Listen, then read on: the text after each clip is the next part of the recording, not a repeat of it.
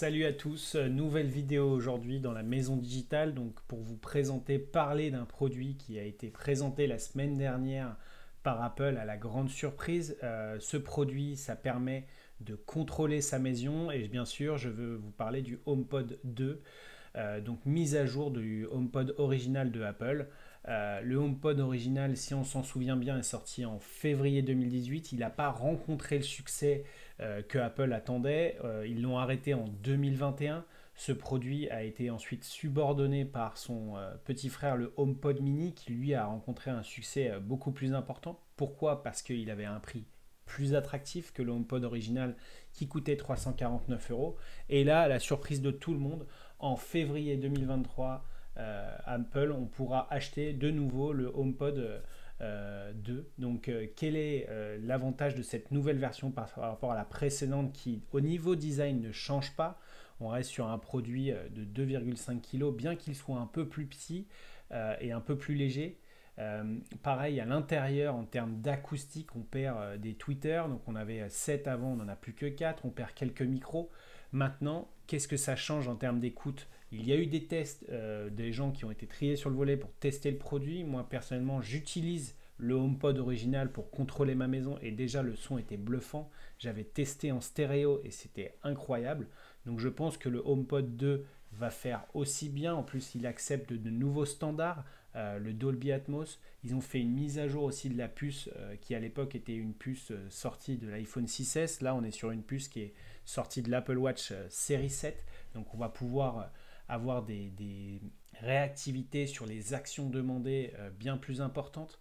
Ils avaient activé aussi quelque chose sur le HomePod mini qui va s'activer bientôt, mais pour l'instant en bêta, c'est les capteurs de température et d'humidité. On pourra les utiliser ensuite dans des scénarios HomeKit pour la température ambiante et par exemple se connecter à un thermostat. Si vous n'avez pas vu ma vidéo sur le thermostat connecté, allez-y, surtout que c'est un thermostat HomeKit, donc environnement Apple. Donc ce HomePod arrive d'ici 15 jours dans les magasins et pour le prix de 349 euros. Là où on peut se poser la question, c'est pourquoi Apple ressort un produit avec à peu près les mêmes ingrédients sans pour autant que ça ait été un succès. Pour l'instant, on ne sait pas.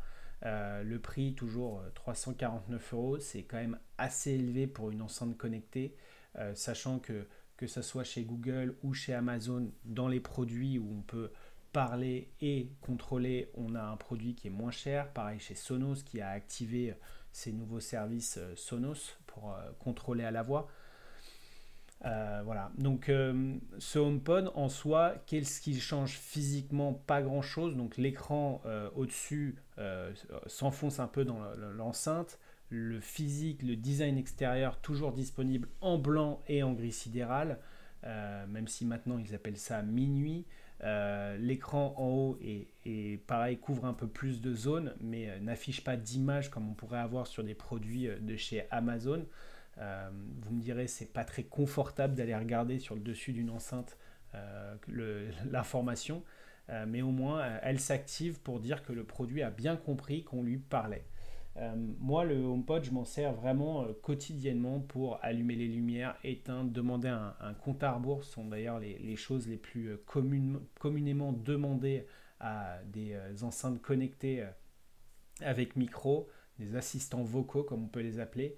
Et ces produits-là donc sont tout le temps en train d'évoluer. Là, on a un produit qui revient bizarrement et Apple du coup propose ce nouveau produit, le HomePod 2. Pour résumer, en gros, on a un HomePod 2 qui arrive, on a le HomePod mini qui est là pour durer, il n'y a pas de HomePod mini 2 qui semble être dans les tuyaux, donc on a les mises à jour qui vont permettre à la fois sur le mini et sur la nouvelle version du HomePod classique, gros modèle, on l'appellera comme on veut, d'activer les capteurs d'humidité et de température. J'ai hâte d'essayer ça avec vous très bientôt dans une prochaine vidéo.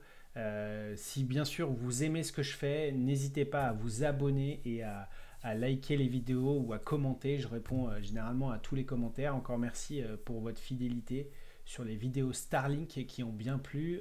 La prochaine vidéo Starlink, ça sera sur Starlink et les jeux vidéo, donc avec une console dernière génération, voir si les downloads sont bons, si les pings sont bons, si on est bien classé en termes de millisecondes dans des jeux comme Call of Duty.